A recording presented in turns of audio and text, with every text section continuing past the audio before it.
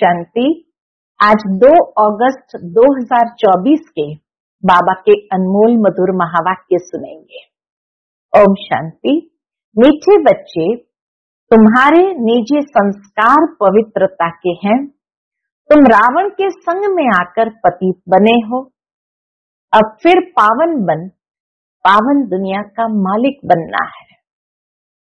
आज की मुरली से प्रश्न है, अशांति का कारण और उसका निवारण क्या है?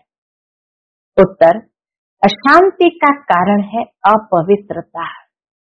अब भगवान बाप से वायदा करो कि हम पवित्र दुनिया बनाएंगे, अपनी सिविल आय रखेंगे, क्रिमिनल नहीं बनेंगे, तो अशांति दूर हो सकती है। तुम शांति स्थापन करने के निमित्त बने हुए बच्चे कभी अशांति नहीं फैला सकते। तुम्हें शांत रहना है, माया के गुलाम नहीं बनना है। बाबा कहे तुम्हें शांत रहना है, अर्थात अपने स्वधर्म में रहना है। माया का गुलाम अर्थात देह अभिमान के वश नहीं होना है। ओम शांति। बाप बैठ बच्चों को समझाते हैं कि गीता के भगवान ने गीता सुनाई। एक बार सुनाकर फिर तो चले जाएंगे। परमात्मा गीता सुनाकर एक बार आकर सुनाई, फिर चले जाएंगे। अभी तुम बच्चे गीता के भगवान से वही गीता का ज्ञान सुन रहे हो और सहज राज योग भी सीख रहे हो। वे लोग तो लिखी हुई गीता पढ़कर कंठ कर लेते हैं, फिर मनुष्य को सुनाते रहते हैं। वह भी फिर शरीर छोड़ जाए, दूसरे जन्म में बच्चा बने, फिर तो सुना न सके। जैसे ही बच्चा बनेंगे सुना न सके। अब बाप तुमको गीता सुनाते रहते हैं। जब तक तुम राजाई प्राप्त करो तब तक बाबा गीता का ज्ञान सुनाते रहते हैं। लौकिक टीचर भी पाठ पढ़ाते ही रहते हैं। जब तक पाठ पूरा हो सिखाते रहते हैं। पाठ पूरा हो जाता है फिर हद की कमाई में लग जाते। टीचर से पढ़े, कमाई की, बूढ़े हुए, शरीर छोड़ा, फिर दूसरा शरीर जाकर लेते हैं। पढ़ाई पढ़ी, कमाई की, बूढ़े हुए, शरीर छोड़ा, फिर दूसरा शरीर जाकर के लेते हैं। वो लोग गीता सुनाते हैं। अब इससे प्राप्ति क्या होती है? गीता कंठस्थ कर ली, वो सुनाते रहते हैं, तो उससे प्राप्ति क्या होती है ये तो कोई को पता नहीं। गीता सुनाकर फिर दूसरे जन्म में बच्चा बना तो सुना न सके। जब बड़े हो, बुजुर्ग बने, गीता पाठी हो, तब फिर सुना दे। यहाँ बाप तो एक ही बार शांति धाम से आकर पढ़ाते हैं, फिर चले जाते हैं। बाप कहते तुमको राजयोग सिखाकर हम अपने घर चले जाते हैं। जिनको पढ़ाता हूँ वह फिर आकर अपनी प्रारब्ध भोगते हैं। बाबा कहे जिनको पढ़ाता हूँ वह फिर आकर अपनी प्रारब्ध भोगते हैं, अपनी कमाई करते हैं। नंबरवार पुरुषार्थ अनुसार धारणा कर फिर चले जाते हैं। कहाँ चले जाते हैं? नई दुनिया में। ये पढ़ाई है ही नई दुनिया के लिए। मनुष्य तो ये नहीं जानते कि पुरानी दुनिया खत्म हो फिर नई स्थापन होनी है। तुम जानते हो हम राजयोग सीखते ही है नई दुनिया के लिए। फिर न ये पुरानी दुनिया न पुराना शरीर होगा, फिर ये समाप्त हो जाएगा। आत्मा तो अविनाशी है। आत्मा ही पवित्र बन फिर पवित्र दुनिया में आती है। नई दुनिया थी जिसमें देवी देवताओं का राज्य था, जिसको स्वर्ग कहा जाता है। वह नई दुनिया बनाने वाला भगवान ही है। वह एक धर्म की स्थापना कराते हैं। बाबा आकर वह एक धर्म की स्थापना कराते हैं। कोई देवता द्वारा नहीं कराते हैं। देवता तो यहाँ है नहीं, तो जरूर कोई मनुष्य द्वारा ही ज्ञान देंगे जो फिर देवता बनेंगे। फिर वही देवताएं पुनर्जन्म लेते लेते अभी ब्राह्मण बने हैं। ये राज तुम बच्चे ही जानते हो। कैसे गीता ज्ञान सुन करके हम पावन बन करके फिर नई दुनिया में जाते हैं, फिर अनेक पुनर्जन्म लेते लेते नीचे उतरते और अभी लास्ट में ब्राह्मण बने हैं। बाबा कहे ये राज तुम बच्चे ही जानते हो। भगवान तो है निराकार जो नई दुनिया रचते हैं। अभी तो रावण राज्य है। तुम पूछते हो कलयुगी पतित हो या सतयुगी पावन हो, परंतु समझते नहीं। अब बाप बच्चों को कहते हैं हमने 5000 वर्ष पहले भी तुमको समझाया था। हम आते ही है तुम बच्चों को आधा कल्प सुखी बनाने, फिर रावण आकर तुमको दुखी बनाता है। यह सुख दुख का खेल है। 2500 साल सुख के, फिर द्वापर के बाद जैसे ही रावण राज्य आरंभ होता है तो दुख आता है। कल्प की आयु 5000 वर्ष है, तो आधा आधा करना पड़े। रावण राज्य में सब देह अभिमानी विकारी बन जाते हैं। यह बातें भी तुम अब समझते हो, आगे नहीं समझते थे। कल्प कल्प जो समझते हैं वही समझ लेते हैं। जो देवता बनने वाले नहीं वह आएंगे ही नहीं। तुम देवता धर्म की कलम लगाते हो। जब वो आसुरी तमो प्रधान बन जाते हैं तो उनको दैवी झाड़ का नहीं कहेंगे। झाड़ भी जब नया था तो सतो प्रधान था। अब हम उनके पत्ते देवी देवता थे, फिर रजो तमो में आए, पुराने पतित शूद्र हो गए। 1 सेकंड में बाबा पूरा चक्र घुमा देते। झाड़ भी पहले नया था तो सतो प्रधान थे, हम उसके पत्ते देवी देवता थे। फिर रजो तमो में आए तो पुराने पतित शूद्र बन गए। पुरानी दुनिया में पुराने मनुष्य ही रहेंगे, पुराने को फिर नया बनाना पड़े। अब देवी देवता धर्म ही प्रायलोप हो गया है। बाप भी कहते हैं जब जब धर्म की ग्लानि होती है तो पूछा जाएगा किस धर्म की ग्लानि होती है, किस धर्म की ग्लानि होती है। जरूर कहेंगे आदि सनातन देवी देवता धर्म की, जो मैंने स्थापन किया था। परमात्मा की ग्लानि होती है तो उसका स्थापन किए हुए धर्म की भी ग्लानि होती है। वह धर्म ही प्रायलोप हो गया। धर्म ग्लानि माना ही बिल्कुल उस धर्म का नामो निशान समाप्त हो गया, उसके बदले अधर्म हो गया है। तो जब धर्म से अधर्म की वृद्धि होती जाती तब बाप आते हैं। ऐसे नहीं कहेंगे धर्म की वृद्धि। आदि सनातन धर्म की वृद्धि नहीं हुई, वो धर्म तो प्रायलोप हो गया और प्रायलोप हुआ इसीलिए अधर्म की वृद्धि हुई। तब बाप आते हैं तो ऐसे नहीं कहेंगे कि धर्म की वृद्धि, धर्म तो प्रायलोप हो गया, बाकी अधर्म की वृद्धि हुई। वृद्धि तो सब धर्मों की होती है। एक क्राइस्ट से कितनी क्रिश्चियन की वृद्धि होती है।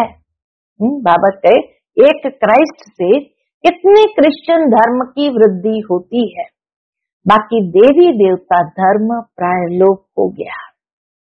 पतित बनने कारण आप ही ग्लानि करते हैं। धर्म से अधर्म भी एक ही होता है। देवी देवता धर्म जो था वही जब प्रायलोप हुआ तो अधर्म की ओर बढ़े। और तो सब ठीक चल रहे हैं, क्रिश्चियन धर्म चल रहा है, इस्लाम चल रहा है, तो बाकी तो सब धर्म ठीक चल रहे हैं। सब अपने अपने धर्म पर कायम रहते हैं। जो आदि सनातन देवी देवता धर्म वाइसलेस था वह विशेष बन पड़े हैं। हमने पावन दुनिया स्थापन की। बाबा कहे हमने पावन दुनिया स्थापन की, फिर वही पतित शूद्र बन जाते हैं, अर्थात उस धर्म की ग्लानि हो जाती है। अपवित्र बनते तो अपनी ग्लानि कराते हैं, विकार में जाने से पतित बन जाते हैं, अपने को देवता कहला नहीं सकते।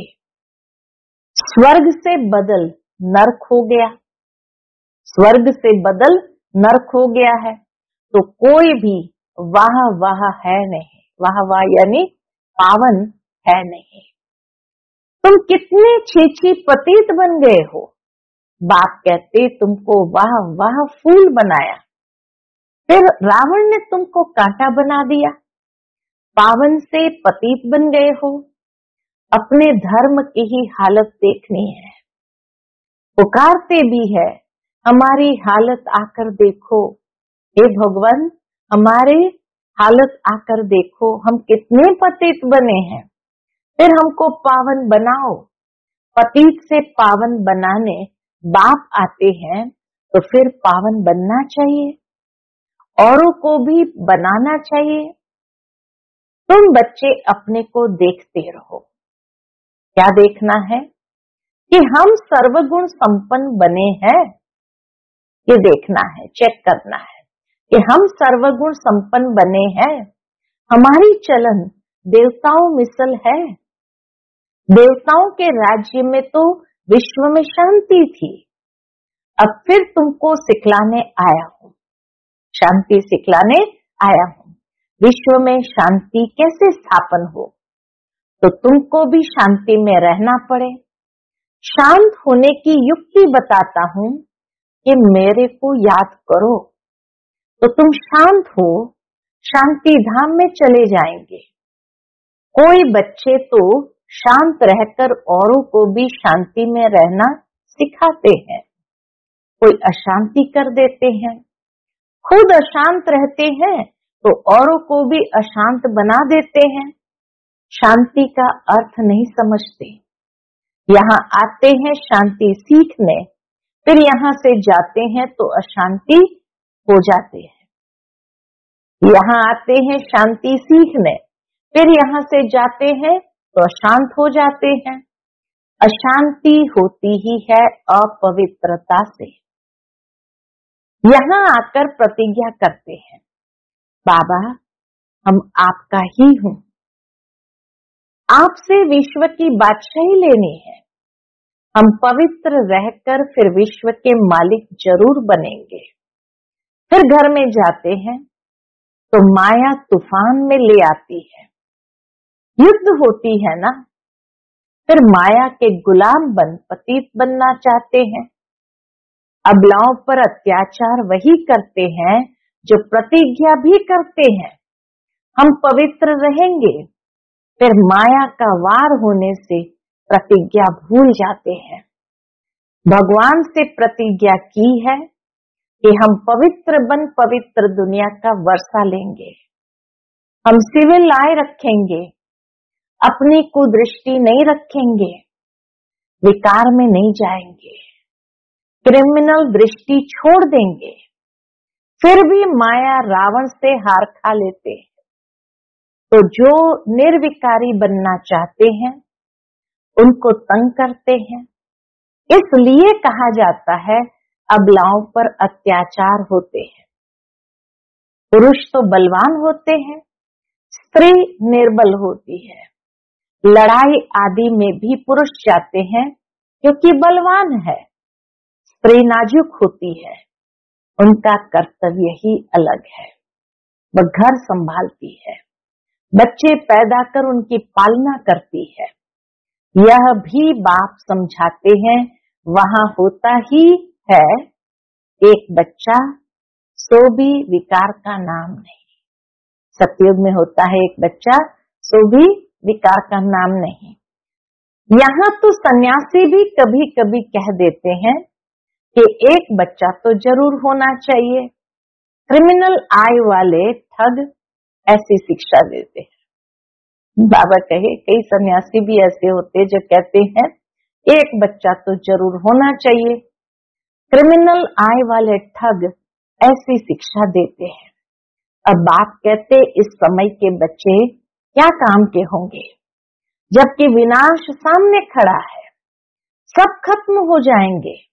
मैं आया ही हूँ पुरानी दुनिया का विनाश करने। वह हुई सन्यासियों की बात, उन्हों को तो विनाश की बात का मालूम ही नहीं।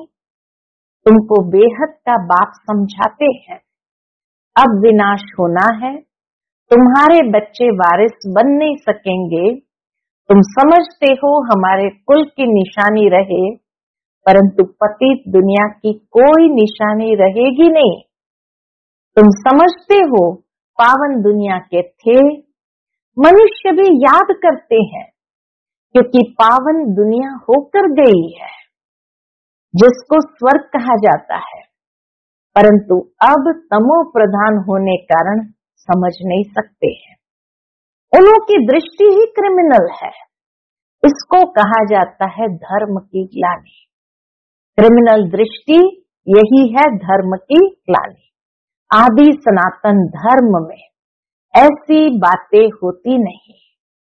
पुकारते हैं पतित पावन आओ, हम पतित दुखी है। बाप समझाते हैं हमने तुमको पावन बनाया, फिर माया रावण के कारण तुम पतित बने हो, अब फिर पावन बनो। पावन बनते हो, फिर माया की युद्ध चलती है। बाप से वर्षा लेने का पुरुषार्थ कर रहा था, परंतु फिर काला मुंह कर दिया, तो वर्षा कैसे पाएंगे? कई बच्चे आकर बाबा को कहते भी है, बाप से वर्षा लेने का पुरुषार्थ कर रहा था, परंतु फिर काला मुंह कर दिया, तो वर्षा कैसे पाएंगे? बाप आते हैं गोरा बनाने। देवताएं जो गोरे थे वही काले बने हैं। देवताओं के ही काले शरीर बनाते हैं। क्राइस्ट, बुद्ध आदि को कभी काला देखा? देवी देवताओं के चित्र काले बनाते हैं। जो सर्व का सद्गति दाता परम पिता परमात्मा सर्व का बाप है, जिसको कहते परम पिता परमात्मा आकर लिबरेट करो, वह कोई काला थोड़ी हो सकता है। वह तो सदैव गोरा एवर प्योर है। देवताओं को महान आत्मा कहा जाता है। श्री कृष्ण तो देवता हुआ। अभी तो कलयुग है, तो कलयुग में शिव का लिंग भी काला बना देते हैं, तो देवताओं को भी काला बना देते, सबको काला बना देते। बाबा कहे अभी तो कलयुग है, कलयुग में महान आत्मा कहाँ से आए? श्री कृष्ण तो सतयुग का फर्स्ट प्रिंस था, उनमें दैवी गुण थे। अभी तो देवता आदि कोई है नहीं। साधु संत पवित्र बनते हैं, फिर शरीर छोड़ते, फिर पुनर्जन्म विकार से लेते हैं, फिर संन्यास धारण करना पड़ता है। देवताएं तो सदैव पवित्र है। यहाँ रावण राज्य है, रावण को 10 शीश दिखाते हैं, 5 स्त्री के 5 पुरुष के। यह भी समझते हैं 5 विकार हर एक में है। देवताओं में तो नहीं कहेंगे ना, वह तो है ही सुख धाम। वहां भी रावण होता तो फिर दुख धाम हो जाता, इसलिए सुख धाम में रावण होता ही नहीं। मनुष्य समझते हैं देवताएं भी तो बच्चे पैदा करते हैं, वह भी तो विकारी ठहरे। तो बाबा क्या समझाते, उन्हों को यह पता ही नहीं है, देवताओं को गाया ही जाता है संपूर्ण निर्विकारी, तब तो उन्हों को पूजा जाता है। सन्यासियों की भी मिशन है, सिर्फ पुरुषों को सन्यास कराए मिशन बढ़ाते हैं। बाप फिर प्रवृत्ति मार्ग की नई मिशन बनाते हैं, जोड़ी को ही पवित्र बनाते हैं। फिर तुम जाकर देवता बनेंगे। तुम यहाँ सन्यासी बनने के लिए नहीं आए। बाबा कहे तुम यहाँ सन्यासी बनने के लिए नहीं आए हो, तुम तो आए हो विश्व का मालिक बनने। सन्यासी बनने नहीं है, विश्व का मालिक बनने। वह तो फिर गृहस्थ में जन्म लेते हैं, फिर निकल जाते हैं, तुम्हारे संस्कार है ही पवित्रता के, अब अपवित्र बने हो, फिर पवित्र बनना है। बाप पवित्र गृहस्थ आश्रम बनाते हैं। पावन दुनिया को सतयुग, पतित दुनिया को कलयुग कहा जाता है। यहाँ कितनी पापात्माएं हैं। सतयुग में ये बातें होती नहीं। बाप कहते हैं जब जब भारत में धर्म की ग्लानि होती है, अर्थात देवी देवता धर्म वाले पतित बन जाते हैं, तो अपनी ग्लानि कराते हैं। बाप कहते हैं हमने तुमको पावन बनाया, फिर तुम पतित बने, कोई काम के नहीं रहे। जब ऐसे पतित बन जाते हो, तब फिर पावन बनाने हमको आना पड़ता है। ये ड्रामा का चक्र है जो फिरता रहता है। हेवन में जाने के लिए फिर दैवी गुण भी चाहिए। क्रोध नहीं होना चाहिए। बाबा कहे क्रोध बिल्कुल नहीं होना चाहिए। क्रोध है तो वह भी जैसे असुर कहलाएंगे। बड़ी शांत चित्त अवस्था चाहिए। क्रोध करते हैं तो कहेंगे इनमें क्रोध का भूत है। जिनमें कोई भी भूत है वह देवता बन न सके, नर से नारायण बन न सके। देवता तो है ही निर्विकारी, यथा राजा रानी तथा प्रजा निर्विकारी है। भगवान बाप ही आकर संपूर्ण निर्विकारी बनाते हैं। भगवान बाप ही आकर हम बच्चों को संपूर्ण निर्विकारी बनाते हैं। अच्छा, मीठे मीठे सिकिल दे बच्चों प्रति माता पिता बाप दादा का याद प्यार और गुड मॉर्निंग। रूहानी बाप की रूहानी बच्चों को नमस्ते। हम सभी रूहानी बच्चों की रूहानी माता पिता बाप दादा को याद प्यार, गुड मॉर्निंग और नमस्ते नमस्ते। शुक्रिया बाबा, शुक्रिया। आज की मुरली से धारणा के लिए मुख्य सार है।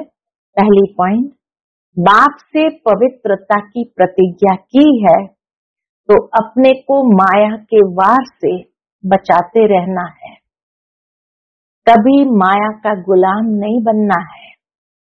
इस प्रतिज्ञा को भूलना नहीं है, क्योंकि अब पावन दुनिया में चलना है।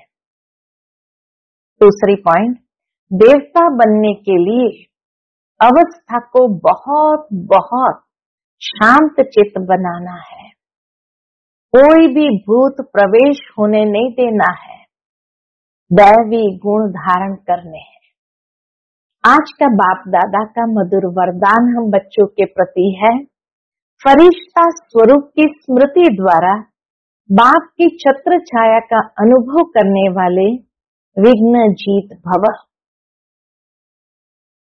अमृत वेले उठते ही स्मृति में लाओ कि मैं फरिश्ता हूँ।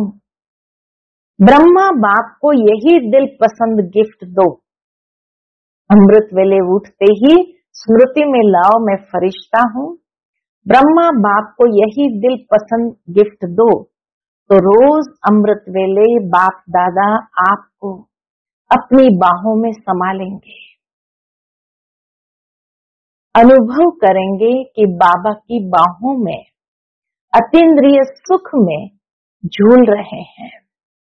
जो फरिश्ता स्वरूप की स्मृति में रहेंगे, उनके सामने कोई परिस्थिति व विघ्न आएगा भी तो बाप उनके लिए छत्र छाया बन जाएंगे।